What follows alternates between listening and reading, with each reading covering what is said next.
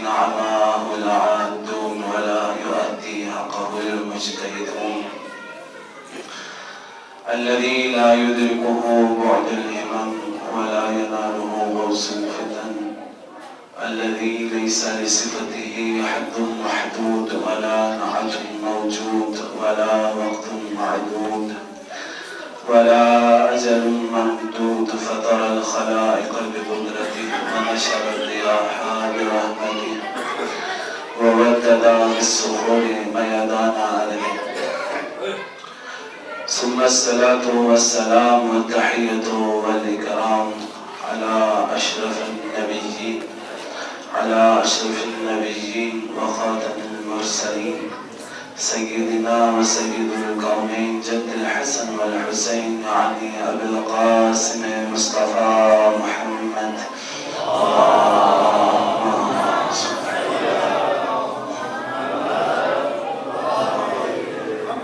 وعلى أهل بيته الطيبين الطاهرين المعصومين المنتخبين المظلومين المنتجبين الذين قال الله تعالى في شأنهم إنما يريد الله ليذهب عنكم الرجس أهل البيت ويطهركم تطهيرا اللهم صل على محمد ولعنة دائمة على أعدائهم ومنكر فضائلهم وغاصب حقوقهم أجمعين أما بعد فقد قال الله الحكيم في القرآن الكريم بسم الله الرحمن الرحيم يا أيها الإنسان إنك كادح إلى ربك كدحا فملاقيه صلى الله عليه محمد وآل محمد اللهم صل على محمد وآل محمد وعجل فرجهم خداوند متعال کی بارگاہ میں حمد کرتے ہیں حمد و ثنا ہے استاد لم یزل لا یزال کے لیے کہ جس نے ہمیں توفیق بخشی ہے کہ ہم ذکر محمد و آل محمد کر سکیں. آج کی رات یقیناً بابرکت راتوں میں سے ایک رات ہے، یعنی 19 ماہ مبارک رمضان کی 19ویں رات جو شب ضربت امیر المؤمنین علیہ السلام سے بھی منسوب ہے اور لیالی قدر میں سے بھی ایک رات کے حوالے سے بھی معروف ہے. جب لیلۃ القدر کی رات ہے تو لیلۃ القدر کی رات میں اور شب ضربت امیر المؤمنین علیہ السلام میں ہماری ذمہ داری ہے کہ ہم لوگ اس مقصد کو سمجھنے کی کوشش کریں جس مقصد کے لیے اللہ نے ہمیں خلق کیا ہے. اللہ تبارک و تعالیٰ سورہ انشقاق میں ارشاد فرما رہا ہے، ذرا توجہات کی جانب رکھیے گا کہ ہم لوگ کچھ تزکیہ نفس کر سکیں. سورہ انشقاق میں محمد صلی اللہ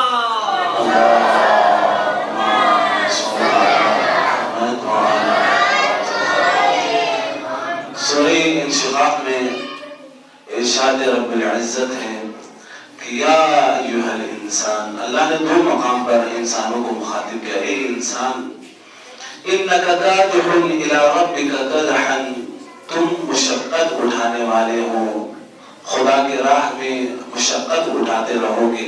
کدحا فملاقی، اور مشقت اٹھاتے اٹھاتے تمہاری ذات پروردگار سے ملاقات ہو جائے گی. یعنی یہ زندگی جس زندگی میں انسان کو بھیجا گیا ہے، چاہے انسان جس بھی شعبہ زندگی سے وابستہ ہو، اس کی زندگی میں مشکلات ہیں. انک کادح، تم مشکلات میں گرے ہوئے ہو، تمہاری آزمائش ہے. ایحسبن الذین ان یترکوا ان یقولوا آمنا وهم لا یفتنون، کیا لوگ یہ گمان کرتے ہیں کہ ان لوگوں نے یہ کہا کہ ہم ایمان لائے تو اور اللہ نے انہیں چھوڑ دیا؟ ایسا نہیں ہے. وَهُمْ لَا يُفْتَنُونَ، کیا انہیں آزمایا نہیں جائے گا؟ ہر انسان کو آزمایا جائے گا جو راہ خدا میں ہے، اور راہ خدا میں دشواریاں ہیں. کیوں؟ کیونکہ یہ راستہ راستہ عرض پر مبنی نہیں ہے، یعنی یہ راستہ عمودی سفر ہے. اس راستے میں لقائے پروردگار تک ہم نے پہنچنا ہے. لقائے پروردگار سے مراد کیا ہے؟ خداوند متعال کمال مطلق ہے اور ہم محتاج محض ہیں. ہم نے محتاج محض ہوتے ہوئے اس کمال مطلق تک پہنچنے کا سفر طے کرنا ہے جو عمودی سفر ہے. آپ دیکھیں کہ اگر ایک انسان جو زمین پہ چل رہا ہو اسے چلنے میں دشواری نہیں ہوتی. دشواری اسے ہوتی ہے جو بلندی کی طرف چل رہا ہو، جو پہاڑ پر چل رہا ہو. یعنی بلندی پہ جتنا انسان قدم اٹھاتا جائے گا پہلا قدم دوسرے قدم کی نسبت آسان تر ہوگا، دوسرا قدم پہلے قدم کی نسبت مشکل تر ہوگا. کیوں؟ کیونکہ وہ بلند ہو رہا ہے. جتنا بلندی پر جائے گا اتنی اس کے سفر میں دشواری بڑھتی جائے گی. اسی طرح اللہ کا راہ بھی ہے. اللہ کے راستے میں انسان جتنے بھی مراتب کو طے کرتا ہوا خدا کے قرب و جوار میں پہنچتا ہے اس کی آزمائشوں میں بھی اضافہ ہوتا جاتا ہے. اسی لیے ہم دیکھتے ہیں اس کارخانے قدرت میں اس دنیا میں جو شخص اللہ کے نزدیک ترین ہے اس کی آزمائش بھی بلند ترین ہے. آپ دیکھیں ایک عام انسان کی آزمائش نہیں ہے. ایک عام انسان جو صاحب عقل نہیں ہے اس میں کوئی تکلیف ہی نہیں، وہ مکلف ہی نہیں ہے. مکلف وہ جو صاحب عقل ہے اور آزمائش بھی اس کی ہے جو کمال کا حامل ہے. اسی طرح وَإِذِ ابْتَلَىٰ إِبْرَاهِيمَ رَبُّهُ بِكَلِمَاتٍ فَأَتَمَّهُنَّ قَالَ إِنِّي جَاعِلُكَ لِلنَّاسِ إِمَامًا. جب اللہ آزمائش دیتا ہے اس کے بعد اپنے بندوں کو عہدہ دیتا ہے. یہ مشکل راہ ہے.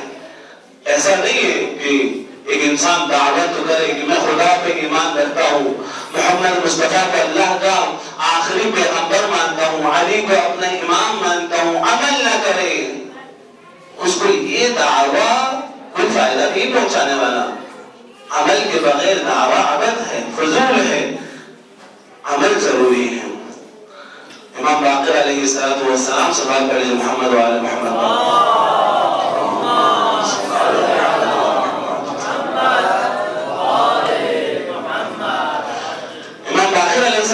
کیا فرماتے ہیں کہ اِنَّا وِلَایَتُنَا لَا تُدْرِكُ إِلَّا بِالْعَمَلِ. یاد رکھو ہمارے شیعوں، ہمارے پیروکاروں، ہمیں چاہنے والوں، اِنَّا وِلَایَتُنَا ہماری ولایت، ہماری چاہت، ہماری محبت لقلقہ لسانی سے ملنے والی چیز نہیں ہے.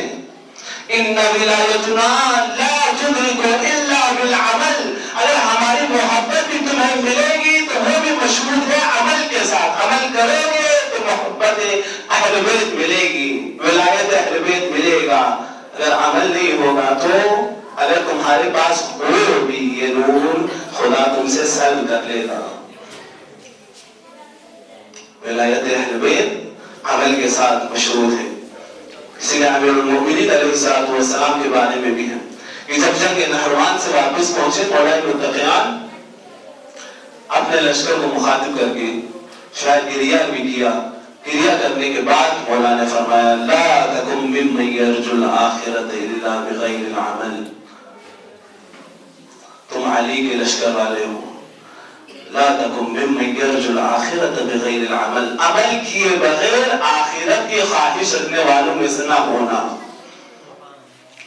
عمل نہیں ہے. مسجد کہاں ہے ہمیں نہیں پتا، نماز کون سی کب پڑھنی ہے ہمیں نہیں پتا، روزے کے کیا احکامات ہیں ہمیں نہیں پتا، اور ہم کہتے ہیں کہ ہم تو جوانان جنت کے سردار کو ماننے والوں میں سے ہم تو جنت چلے جائیں گے. بغیر عمل کے کچھ بھی نہیں ہے. بغیر عمل کے کچھ بھی نہیں. امام باقر علیہ السلام کی ایک حدیث ہے کہ امام کا فرماتے ہیں لا تنالوا ما عند اللہ الا بالعمل. انسان کی کیا خواہش ہے؟ انسان کی خواہش ہے کہ انسان جانتا ہے کہ مرنا ہے، چاہے مسلمان ہے یا نہیں ہے. خدا میں انکار بہت سے لوگوں نے کیا ہے، نبوت کے انکار بہت سے لوگوں نے کیا ہے، لیکن موت وہ حقیقت ہے کہ آج تک کسی کی جرأت نہ ہو سکے کہ موت کا انکار کر سکے. ہر شخص جانتا ہے کہ مرنا تو ہے اب ایک مسلمان کیا چاہتا ہے؟ چاہتا ہے کہ جب مر جائے تو وہ جہنم میں نہ جائے بلکہ جنت کا مستحق ہو. امام باقر علیہ السلام فرماتے ہیں لا تنالوا ما عند اللہ الا بالعمل. اگر تم چاہتے ہو جنت حاصل کرو، جو خدا کے پاس نعمتیں ہیں، جو آسائشیں ہیں، ابدی انہیں حاصل کرنا چاہتے ہو، لا تنالوا تم ان تک نہیں پہنچ سکتے الا بالعمل. اگر پہنچنا چاہتے ہو عمل کے ذریعے ان تک پہنچ سکتے ہو. عمل کرو گے تو وہاں پہنچو. عمل مشکل راستہ ہے، خدا کا راستہ مشکل راستہ ہے. اس میں سب سے بڑی دشواری کیا ہے؟ حضرت داؤد علیہ السلام، چونکہ ماہ مبارک رمضان ہے، ہم نے اس میں تزکیہ نفس کرنا ہے. بڑا بدبخت ہے وہ شخص جو ماہ مبارک رمضان ترک کرے اور اپنے گناہوں کی خدا کی بارگاہ میں بخشش نہ کروا سکے. کتنا خدا نے ایک بہترین موقع دیا ہے. حضرت داؤد علیہ السلام کو خدا نے معجزہ دیا کہ حضرت داؤد علیہ السلام کے ہاتھ میں لوہا پگھل جاتا تھا، نرم ہو جاتا تھا، اور وہ زرہ بنایا کرتے تھے. زرہ یعنی جب لوگوں سے جنگ ہوتی ہے تو اپنے دفاع کے لیے پہننے والا لباس ہے. حضرت لقمان حکیم علیہ السلام ایک دن حضرت داؤد علیہ السلام کے پاس پہنچے. توجہ ہے محمد والے محمد صلوات.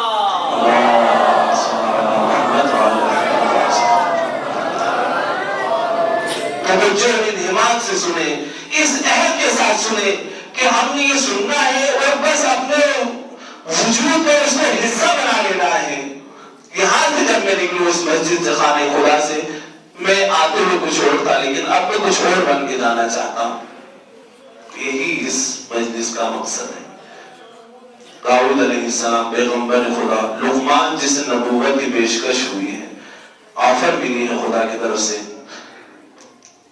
لقمان علیہ السلام کو داؤد نے کہا کہ کیا میں تمہارے لیے بھی ایک زرہ نہ بناؤں؟ لقمان علیہ السلام نے کیا فرمایا؟ جس کو حکیم کہا ہے قرآن نے. لقمان نے کہا کہ داؤد ابھی تو میں اپنی جنگ سے ہی فارغ نہیں ہوا، پہلے میں اپنے جو اندر جنگ چل رہی ہے اس پر فتح یاب ہو جاؤں، اس کے بعد میں بیرونی دشمن کے لیے اپنے دفاع کا سامان کروں گا. پہلے اپنا جنگ تو میں حاصل کر لوں. جو میرے وجود کے اندر جنگ چل رہی ہے، ہر انسان کے اندر ایک جنگ چل رہی ہے. اس کے اندر اللہ نے فَأَلْهَمَهَا فُجُورَهَا وَتَقْوَاهَا، فجور کو بھی رکھا ہے، تقویٰ کو بھی رکھا ہے. اگر انسان کوشش کرے تقویٰ فجور پر غالب آ جائے، وہ انسان نیک بندہ بن جاتا ہے. جب فجور تقویٰ پر غالب آ جائے وہی انسان جانوروں سے بدتر بھی بن جاتا ہے. تو حضرت لقمان علیہ السلام کیا کہتے ہیں کہ میں اب بھی اپنے اندرونی جنگ سے فرصت نہیں ہے مجھے کہ میں بیرونی افراد سے جنگ کروں. صلوات علی محمد و آل محمد.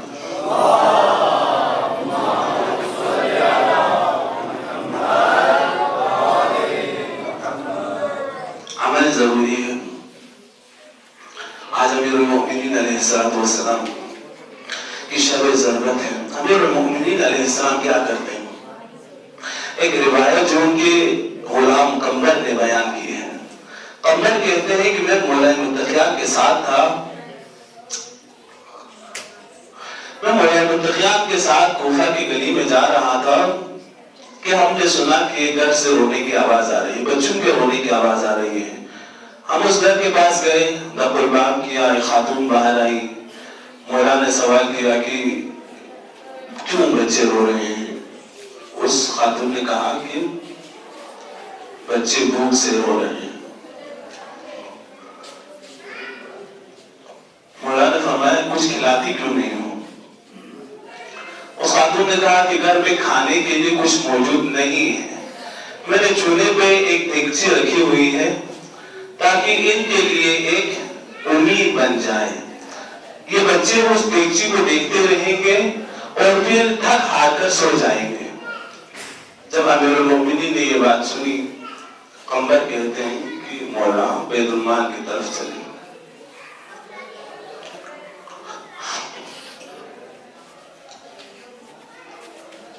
بیت المال جا کر امیر المؤمنین نے، خلیفہ وقت ہیں، ایک بوری اناج کی اٹھائی اور اپنے کندھے پہ رکھا قمر نے کہا مولا میں آپ کا غلام ہوں، آپ مجھے دیں۔ علی علیہ السلام نے اس بات کو قبول نہیں کیا، وہ بوری اپنے کندھے پہ رکھا اور اس بیوہ کے گھر میں تشریف لے گئے۔ جب اس بیوہ کے گھر میں پہنچے، وہ اناج اس بیوہ کو دیا اور کہا کہ تم آٹا گھون لو، میں ان بچوں کو دیکھ لیتا ہوں۔ قمر کہتے کہ میں دیکھ رہا تھا کہ علی ان بچوں کے ساتھ کھیل رہے ہیں۔ میں نے اشارہ کیا مولا حکومت کے کام میں ہے، آپ نے اناج پہنچا دیا، آپ کا وظیفہ پورا ہو گیا، ہم چلتے ہیں۔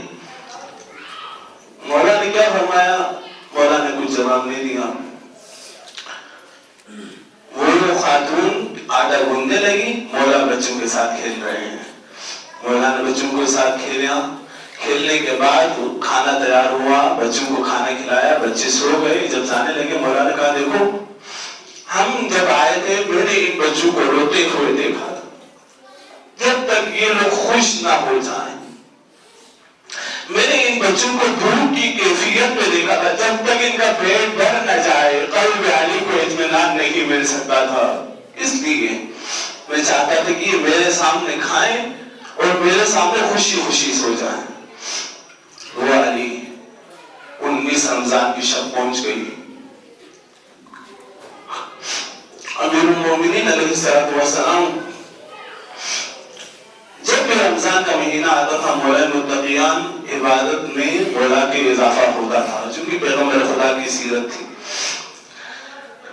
لیکن راوی کہتے ہیں کہ اس ماہ مبارک رمضان میں جو سن 40 ہجری میں آیا، مولا متقیان کا روش ایک جدا روش تھا۔ مولا متقیان بار بار کہتے تھے یہ وہی رمضان ہے جس کا وعدہ میرے بھائی رسول اللہ نے مجھ سے کیا ہے۔ کبھی حسن مصطفیٰ سے پوچھتے بیٹا حسن کتنے دن گزر گئے ہیں، کبھی بائیں طرف بیٹے حسین سے پوچھتے بیٹا کتنے دن باقی رہ گئے ہیں۔ یعنی امیر المومنین علیہ السلام کو معلوم ہے کہ یہ وہی رمضان ہے جس رمضان میں امیر المومنین علیہ السلام سے وعدہ کیا گیا ہے۔ حتیٰ کہ یہ بھی معلوم ہے کہ مارنے والا کون ہے۔ ایک دفعہ مولا متقیان نے جب اس شخص کو دیکھا فرمایا ارید حیاتہ و یرید قتلی، میں اس بندے کی زندگی چاہتا ہوں، یہ مجھے مارنا چاہتا ہے۔ مولا کے چاہنے والے تو انہوں نے کہا مولا اگر آپ کو پتا ہے اس کو مار دیں۔ یہ جملہ علی بھی کہہ سکتے ہیں، کہا کہ جب تک گناہ ہوا نہیں ہے تو گناہ کا سزا میں کیسے دے سکتا ہوں۔ امیر المومنین علیہ السلام ام کلثوم کے گھر میں مہمان تھے 19ویں شب۔ ام کلثوم فرماتی ہیں کہ میں نے اپنے بابا کے پاس افطار کے لیے 2 قسم کی چیزیں رکھی تھی دسترخوان پر، ایک نمک اور ایک دودھ۔ مولا متقیان نے کلثوم کی طرف دیکھا، ام کلثوم کی طرف دیکھا اور فرمایا کہ ام کلثوم کیا میں نے ایک وقت میں 2 قسم کی کبھی کھانا کھایا ہے؟ ام کلثوم نے وہ دودھ کا کاسہ اٹھایا، امیر المومنین نے 3 لوگ مجھ سے میرے حبیب محمد مصطفیٰ نے وعدہ کیا ہے، یعنی رات بھی معلوم ہے۔ جب یہ کیفیت دیکھی ام کلثوم نے فرمایا بابا جان آج آپ نماز کے لیے گھر میں رکیں، آپ مسجد نہ جائیں۔ امیر المومنین نے فرمایا کہ بیٹی ام کلثوم موت سے کوئی فرار ممکن نہیں ہے۔ امیر المومنین علیہ السلام ام کلثوم کے گھر میں ہیں۔ ام کلثوم سے فرمایا ام کلثوم کیا تلواروں کی جھنکار کی آواز سن رہی ہو؟ ام کلثوم نے کہا ہاں بابا آواز آ رہی ہے۔ مولا گھر سے باہر نکلے، دروازہ کھولا، دیکھا حذیفہ یمانی پیغمبر خدا کے صحابی 40 افراد کے ساتھ تلوار اٹھائے ہوئے کھڑے ہیں۔ مولا نے فرمایا کہ حذیفہ کیا چاہتے ہو؟ کہا مولا آپ کہہ رہے ہیں یہ وہی رمضان ہے جس رمضان میں شاید آپ ہم سے جدا ہو جائیں۔ مولا اگر آپ کو کچھ ہے میرا تو ہم میرے خدا کو کیا منہ دکھائیں گے؟ مولا ہم آپ کا دفاع کرنا چاہتے ہیں، امیر المومنین نے فرمایا حذیفہ میں تمہیں اپنے حق کی قسم دیتا ہوں تم اپنے گھر چلے جاؤ۔ حذیفہ گھر چلے گئے، جب گھر گئے تو ان کی بیوی جو ننگے پاؤں اپنے صحن میں پھر رہی تھی، انہوں نے حذیفہ کو دیکھا، حذیفہ سے سوال کیا تم کیوں گھر چلائے آئے؟ تو انہوں حذیفہ نے کیا کہا؟ حذیفہ نے کہا کہ مجھے میرے مولا نے حکم دیا ہے، اور پھر ایک جملہ دیا، امید بخش جملہ دیا اور کہا کہ کیا تم جانتے نہیں علی تو فاتح بدر و حنین ہے، اسے کسی دفاع کی ضرورت نہیں، علی کو دفاع کی کیا ضرورت ہے، وہ فاتح بدر و حنین ہے۔ امیر المومنین گھر سے نکلے، کچھ مرغابیاں تھی بی بی کے گھر میں، ان مرغابیوں نے امیر المومنین کا راستہ روکنا چاہا، مولا نے فرمایا، جب انہوں نے ہٹانے کی کوشش کی، مولا نے فرمایا انہیں رہنے دو، یہ میرے پہ دوہا گناہ ہے، یہ گریہ کر رہی ہے۔ پھر ام کلثوم سے مخاطب ہو کر مولا نے فرمایا ام کلثوم اگر تم انہیں وقت پر دانا دے سکتی ہے تو انہیں رکھنا ورنہ انہیں آزاد کر دینا۔ یعنی اس وقت بھی مولا نصیحت کر رہے ہیں۔ مولا نکلے، جب مولا دروازے سے آگے بڑھنے لگے، مولا کا جو آواز ہے وہ کنڈی میں پھنس گیا۔ مولا نے وہ آواز نکالا اور اپنا کمر کس دیا اور کہا کہ بھئی موت کے لیے اپنی کمر کس لو، علی موت کے لیے اپنی کمر کس لو۔ مولا متقیان مسجد کوفہ میں پہنچے، جب مسجد کوفہ میں پہنچے، اذان کوئی اور شخص دیتا تھا، لیکن آج علی ابن ابی طالب علیہ السلام خود گلدستہ اذان پر تشریف لے گئے اور اذان دی۔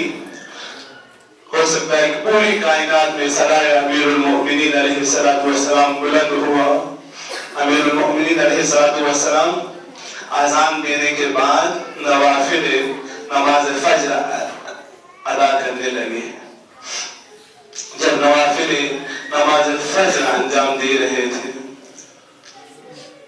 یقیناً علی جیسا شجاع، علی جیسا بہادر ممکن ہی نہیں تھا کہ علی شہید ہو جاتے مگر یہ کہ علی سجدے کی حالت میں ہو۔ سر کاٹنا علی کا تو ممکن ہی نہیں تھا، سر کاٹنا علی کا تو ممکن ہی نہیں تھا، قاتل بھی منتظر تھا کہ وقت نماز ہو۔ علی کو کس کی ضرورت تھی کہ علی کے سامنے ہی آ سکے؟ جب امیر المومنین علیہ السلام نافلہ فجر کی پہلی رکعت کے دوسرے سجدے سے بلند ہو رہے تھے کہ عبد الرحمن ابن ملجم نے ظلم کا وہ وار کیا جس سے سر اقدس امیر المومنین شگافتہ۔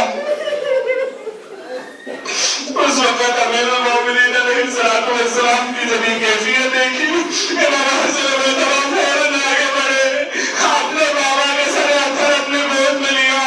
امیر المومنین نے سوال کیا کہ حسن مجتبیٰ کیا میرے سر کے خون سے میری ریش خضاب ہو گئی ہے یا نہیں؟ اور فرمایا کہ میرے بھائی پیغمبر خدا نے مجھ سے وعدہ کیا تھا کہ اسی رمضان میں میرے سر کے خون سے میری داڑھی خضاب کر دی جائے گی۔ پھر امیر المومنین نے دیکھا کہ حسن مجتبیٰ کی آنکھوں میں آنسو ہے۔ امام امیر المومنین نے کہا فرمایا حسن مجتبیٰ تم رو رہے ہو، گریہ نہ کرو۔ تم حضرت عباس کو دیکھا، حضرت عباس گریہ کر رہے ہیں۔ امیر المومنین نے فرمایا بیٹا عباس، حق کے راستے میں ایسا ہی نتیجہ ہوتا ہے، گریہ نہ کرو۔ امام حسین جب گریہ کرنے لگے، امیر المومنین نے فرمایا بیٹا حسین تمہارا رونا تو تمہارے نانا سے بھی برداشت نہیں ہوتا تھا، بیٹا حسین تم گریہ نہ کرو۔ یعنی امیر المومنین اپنے تمام بیٹوں کو گریہ کرنے سے روک رہے تھے، صبر کی تلقین کر رہے تھے، لیکن جب ان کے انصار نے امیر المومنین کو ایک چٹائی پر بٹھایا، امیر المومنین کو سہارا دے کر گھر کی طرف لے جانے لگے، امیر المومنین گھر کے پاس پہنچنے ہی والے تھے، فرمایا علی نے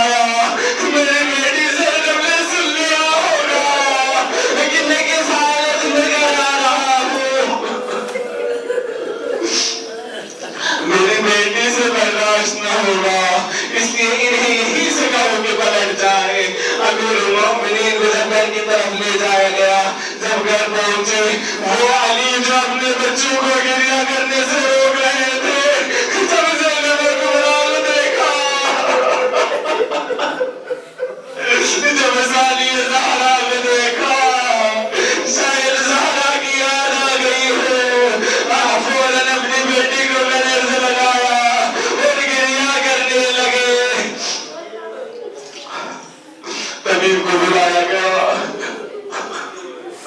طبیب نے معائنہ کیا، معائنہ کرنے کے بعد اپنے اوزار کو سمیٹنا شروع کر دیا۔ امام حسن نے سوال کیا کہ طبیب کیا کیفیت ہے؟ طبیب کہنے لگا کہ علی سے کہیے کہ وصیت کر لے، علی سے کہے کہ وصیت کر لے۔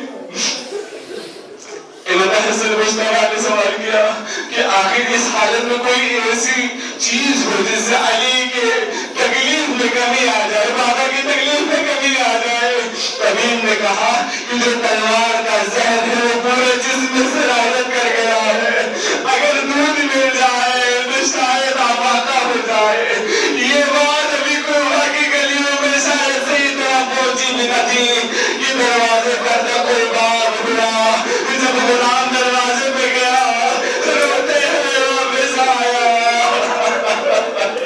کہا مولا حسن دروازے پہ عجیب کیفیت ہے، عجیب منظر ہے کہ کوفہ کے ننھے ننھے بچے اپنے ہاتھوں میں دودھ کا کوزہ لیے ہوئے ہیں، کہتے ہیں کہ ہمارے حصے کا دودھ ہمارے مولا کو دے دیا جائے۔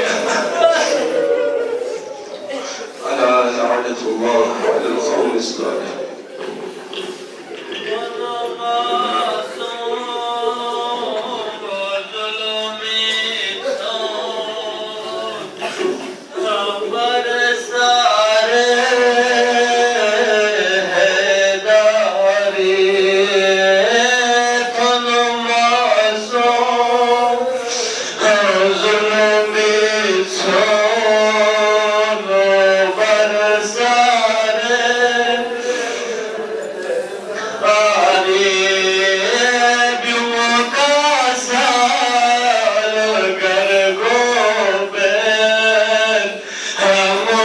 See